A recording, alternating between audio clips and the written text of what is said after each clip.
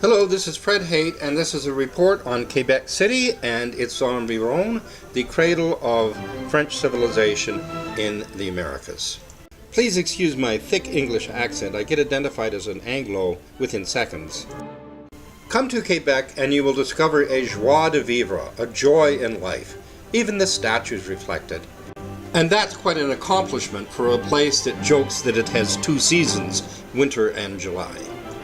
You will undoubtedly discover the Grande Allée, a street which is lined with wall-to-wall bistros on both sides of the road, and yet during peak hours it is packed.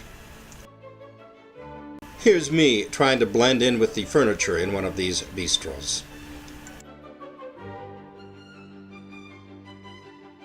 But throughout the city you will find bistros sitting outside the most gorgeous historical buildings. History is everywhere in this city. Here's Jay sitting in one of these historical bistros at the Table Champêtre, which means the table of the honored ancestors. Or wait a minute, is that what it means? Oh, am I getting myself into trouble here? Okay, better. Here's Jay standing out in front of a restaurant founded in one of the oldest houses in Quebec, built in 1677. And next to it, it says, Aux anciens Canadiens, to the ancient Canadians. Okay, that's what it means. Not honored ancestors, ancient Canadians. Whoops, I did it again. This beautiful building is home to a comedy club. It's all in French, so as our guide joked, laugh, even if you don't understand what they're saying. Here we come to a street where the street lights are covered with lamp shades painted by local artists. I must admit it adds a nice touch. Our guide had to duck though in order to avoid hitting his head on them.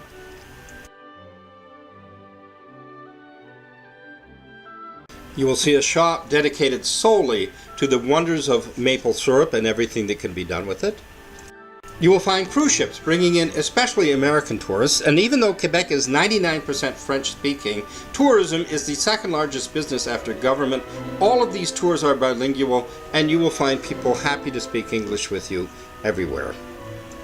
It's a very hilly city, and our guide regaled us with stories of how as a boy he used to toboggan down this street. Can you imagine? Quebec received 30 feet of snow last winter. This box sitting outside of a house is called an oriel, and I believe it's a substitute for a balcony during insanely cold winters. You'll discover a fashion district. This is Simon's or Simon, the first high fashion store in Quebec, and it's on a street, believe it or not, called Côte des Fabriques, or Fabric Hill.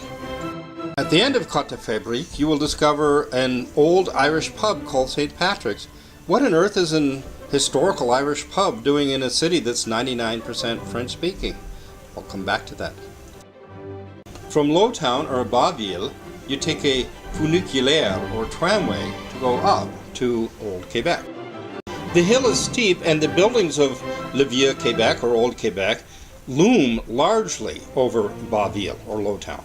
And especially the hotel, the famous Chateau Frontenac, looms large over Lowtown. Let's go up the hill to Old Quebec. You can't really capture Place d'Armes or Arms Place in a single photograph. This is the photograph of a statue of Samuel de Champlain, or Champlain, after whom Lake Champlain is named, the founder of modern Quebec.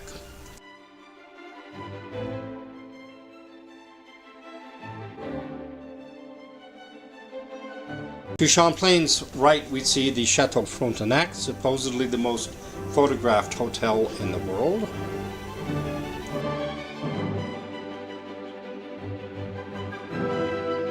To Champlain's left, we see other buildings, including the Musée du Fort, or the Museum of the Fort. And here is Champlain apparently looking at the Chateau Frontenac, although he's really looking straight ahead at you. And even though we rented a budget car, we were fortunate enough to be upgraded to a car named after the French explorer. It's called the Cadillac. Cadillac discovered Detroit. Later, Detroit discovered the Cadillac, but that's a different story. Walking past the Chateau Frontenac, we discover a wonderful boardwalk. That boardwalk looks down on Boville and the St. Lawrence River, which is always busy. You'll never see it without a ship on it. To get down the steep slope to Boville, we take the funiculaire, or tramway. This brings us down to Le Petit Champlain et la Place Royale, the Little Champlain and the Royal Place. Here are a bunch of Buddhist monks, whether Zen or Shaolin, I do not know, taking photographs. This is a beautiful area filled with life. Here is a scene from a restaurant at which we ate called Le Lapin Sauté, the Leaping Rabbit, and you can see it's looking out through a park on the street. Traveling around the city, you will see what some people say are as many as 11 different types of architecture.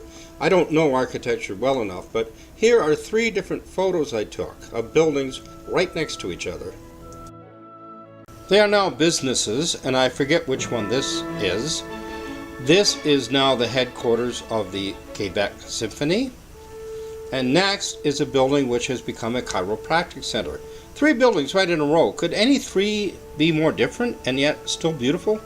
And right across the road, we have this unique looking church. You will hear how European Quebec City is. Partially true, but it's also very Canadian. They had to adapt to Canadian winters. They would have preferred to build roofs with slate, as done in France, but it not only was too expensive, it didn't meet winter conditions. Here's the first grocery store in Quebec, and it is roofed with sheet metal. Sheet metal was cheap, it was a mining area, snow slid off it easily, and the roofs are fairly steep to allow that. But you will also see on the roofs small little fence-like things called ice guards, meant to prevent large chunks of ice from falling off and hitting passerbys. Official buildings were often roofed with copper. There's a bright new shiny copper roof for you, but copper oxidizes and turns green. Here you see a shiny new copper section to the left and an old green oxidized copper section to the right. Quebec is the only walled city in North America, and you'll see these stone gates everywhere through which both pedestrians and motorized vehicles have to pass. As you can see, though, the gates are just part of a wall that surrounds the entire old city.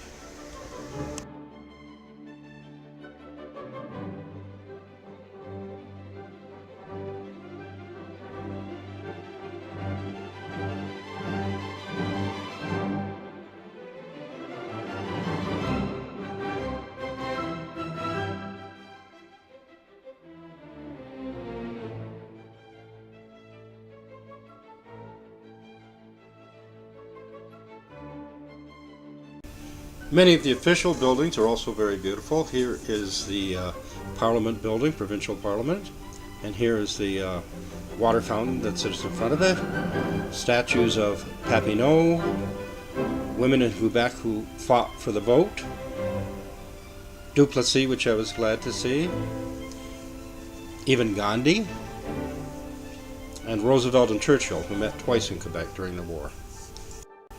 Here's City Hall. This one is the post office with its oxidized green copper roof. Copper is also very good for roofing in winter, cold climates. And right next to it, the train station.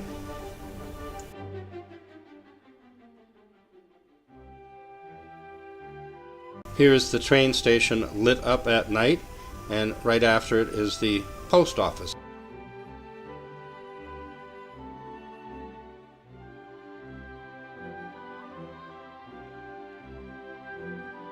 The fountains in front of those 2 buildings where the water bounces off of sheet metal.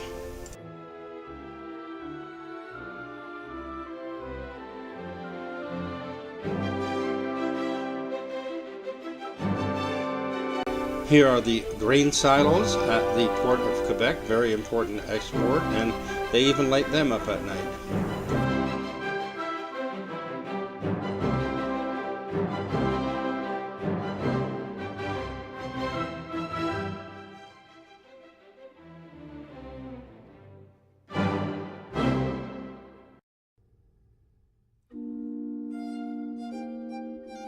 We took a day trip to a wonderful place called IleD'Orleans, Orleans Island, in the middle of the St. Lawrence, just north of Quebec City. There is the bridge leading over to it. And this is the first place that Jacques Cartier discovered here in 1535. There's a great view of the mainland from either side. Here's a little bistro where people are eating, and right next to it is a vineyard. When Cartier first landed here in 1535, he said he found vineyards. Here's a fresco of him. So he called it Ile de Bacchus, named after Bacchus, the Roman god of wine. 1535, of course, is only 43 years after Columbus and considerably before the first English colonies. I don't know if Cartier actually did discover vineyards there. Maybe it was warmer back then. When I lived in Quebec 40 years ago, it was just too cold to grow grapes, and they imported them in order to make wine. But all of these photos are from a vineyard called Ile de Bacchus. There's the owner there with many, many bottles behind him. He informed me that researchers at Laval University had developed new hybrid grapes that could survive up to 20 below zero. The wonders of modern science. Places far north can make good wine with good grapes, which proves you don't need 10,000 cabs and Chardonnays.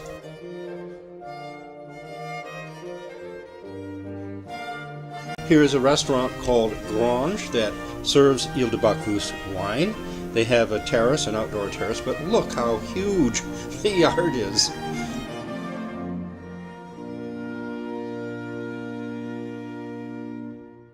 These shots are all from the town of Saint-Pierre. Here's a restaurant with a beautiful outdoor view. There are only 4 towns on the island. They're very long towns because they're basically just strips of buildings on either side of the road that circles the island. There are many chapels like this all along the way, which could only hold maybe 1 or 2 people, and I have no idea what they're for. Next, we arrive at the town of Sainte-Famille, the Holy Family. This church features the members of the Holy Family on its facade. The church was dedicated in 1749. Just to put that in perspective, that's 52 years before Upper Canada, or Ontario, was founded. Here is the inside of the church. The oldest community in the United States is St. Augustine, Florida, founded in 1665. Sainte-Famille was officially incorporated 4 years earlier. They're very proud of their heritage. Right next to the church is a museum of genealogy where you can look up your ancestry. Here's the park behind the museum.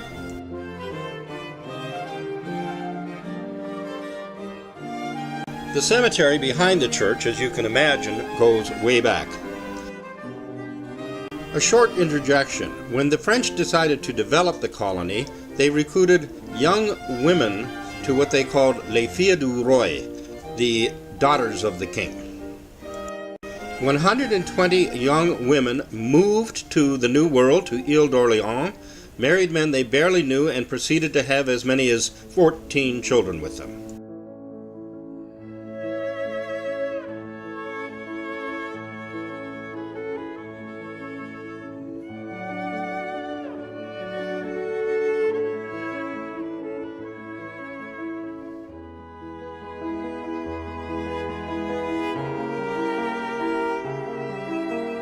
Here are some of their descendants. To understand this, you have to understand the New World and the Renaissance. The great English scholar Sir Thomas More wrote a book called Utopia about its settlement in the New World, where the feudal class system that strangled Europe could finally be replaced with a place where all men truly were created equal. The French writer Francois Rabelais was an admirer of More, a contemporary of Jacques Cartier and a supporter of his missions. The need for rapid population expansion in the New World was understood, and Rabelais wrote humorously of sending 8,526,744,210 colonists to the New World, not including women and children.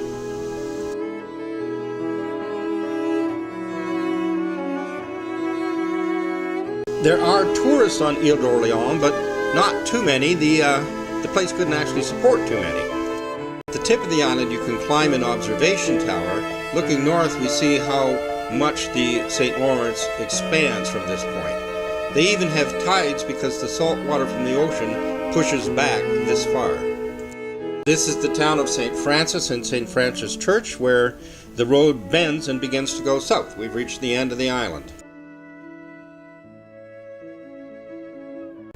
This is my kind of church. It has a confiserie, candy shop, on one side of it, and a chocolaterie on the other side of it, and I don't think I even need to translate chocolaterie.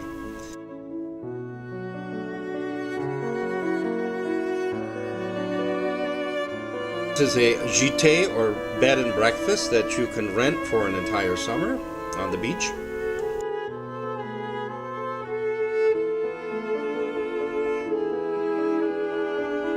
Here we have the mansion of the seigneur, who owned about 2/3 of the island at the time, the landlord, and a strawberry vendor. The strawberries here are the best in the world. They taste like you remember them 40 years ago, if you're that old.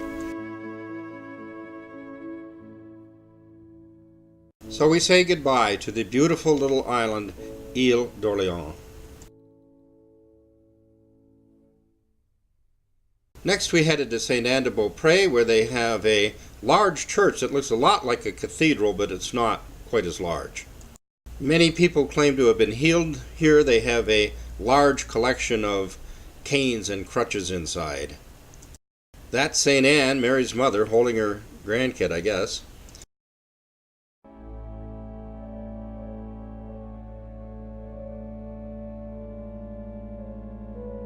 I have seen a lot of cathedrals before, but I liked this better than most of them.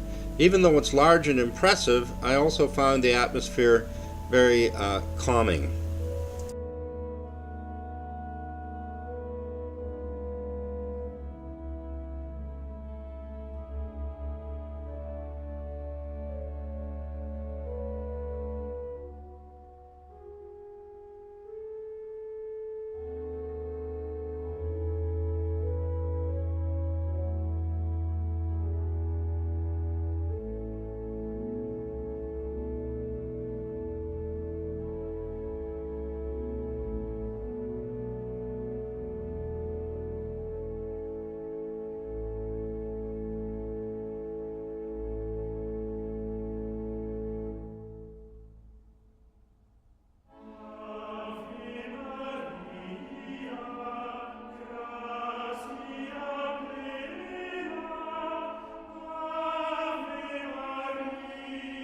There were several very good small private chapels on the walls.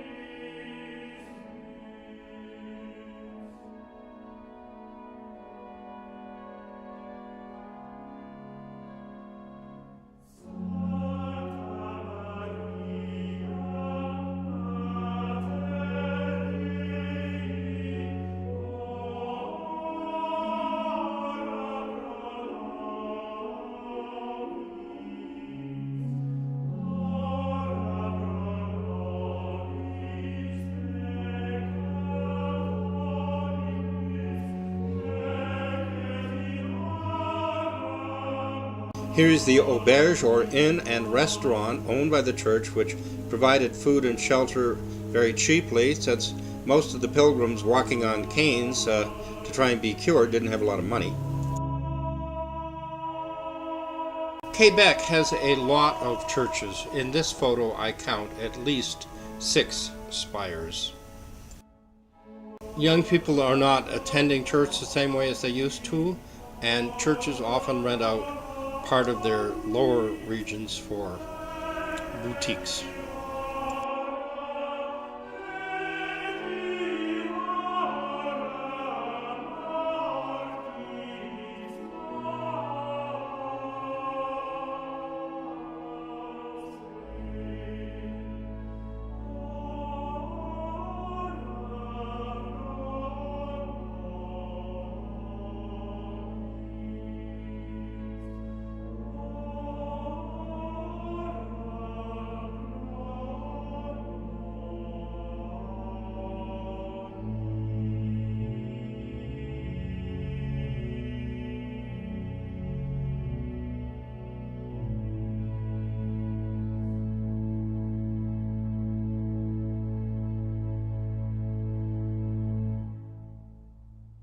Next we came to a powerful waterfall, Montmorency Falls, or Les Chutes Montmorency, which is higher than Niagara Falls, although not as much volume of water passing over.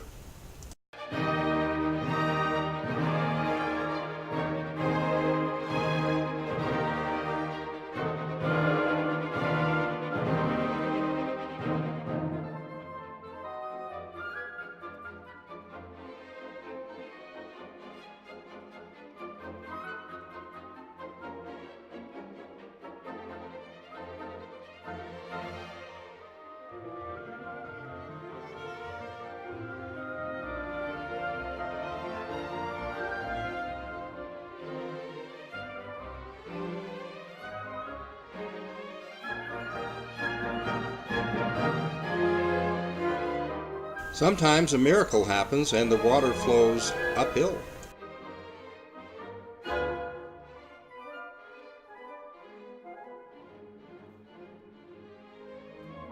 Jay thinks that was a trick.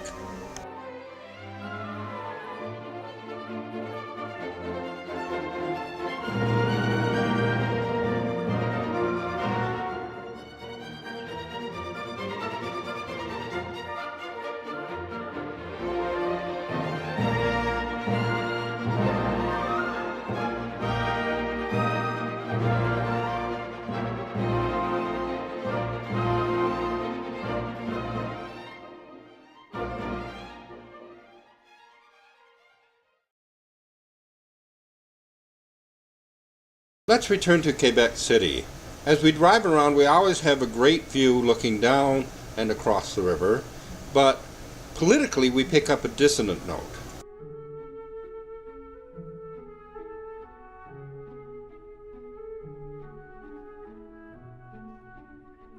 Fields of Abraham, where the British defeated the French and seized all of their North American territories in 1759, is now a park, a large park, about 1/3 as big as Central Park. It has many athletic fields in it, playing grounds, but even along those sports fields you still see the cannons. We are told that the culture is now a harmonious blend of English and French. This monument is dedicated to both Generals Wolfe and Montcalm, the French and English generals during that battle. Yet there are no reenactments of the battle. I was told that it was far too sensitive an issue. I lived in the United States, where there are reenactments of the Civil War all the time, and that is an extremely sensitive issue, so how much more so must this be? And who builds a monument dedicated to both winner and loser equally? Can you imagine a Lee Grant monument? Here is Le Parc Jeanne d'Arc, or Joan of Arc Park. The gardens, they claim, are based equally on French and English garden styles, but in the middle of it is a statue of Joan of Arc that was donated by Americans. And I doubt if many people will not know the fact that in the 15th century, Joan of Arc defeated the British during the 100 Years' War and drove them out of France. I mentioned before that I would come back to the Irish. This is an Irish cross dedicated by the people of Ireland to the people of Quebec for their great generosity shown during the potato famine in welcoming the Irish to their province. Many of the Irish joined the French in their fight for independence from not the English speakers but the British Empire.